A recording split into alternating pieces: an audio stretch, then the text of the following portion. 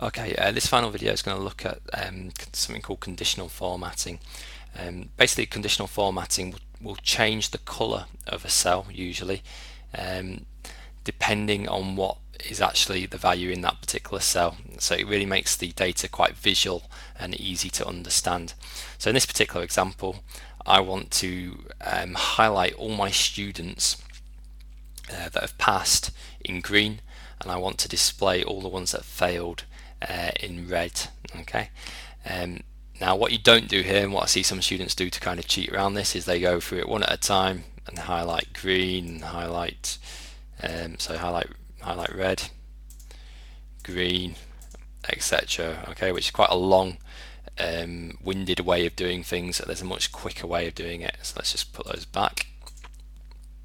And that is to use this option up here then, which is called conditional formatting. So to do this, it's really straightforward. I just need to highlight all the cells, and I emphasize all the cells, and I'll do a little thing at the end to say why. You need to highlight all the cells that you want or might potentially have their color changed, and select conditional formatting. Now, conditional formatting relies on a set of cell rules. So what's the rule going to be for it to change to a particular color? You can see you've got quite a few options to do with numeric values. So if the value is greater than something, or if a value was less than something, turn another color, or between two values, or equal to a value, then change this color.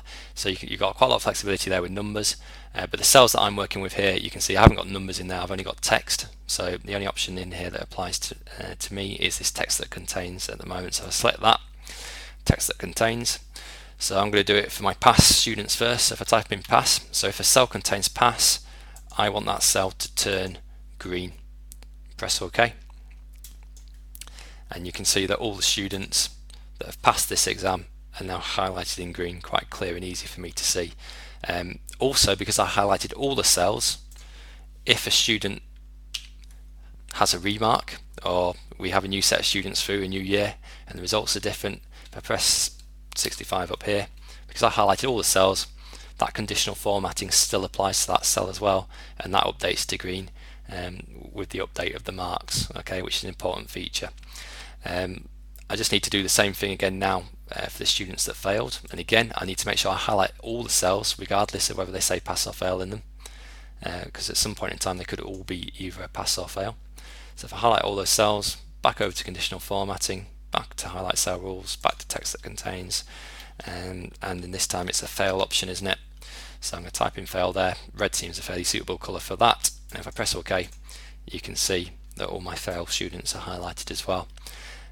Let's just do a test on this one. So let's change this one from a pass to a fail, 51, and there you go, automatically updates to red. Okay, so that is conditional formatting, pretty straightforward. You've got different ways of doing it. You're not always going to use text that contains, and if you need to use different values, you'll probably find them in there. So yeah, that's that. The only thing to remember is make sure you highlight all the cells with that.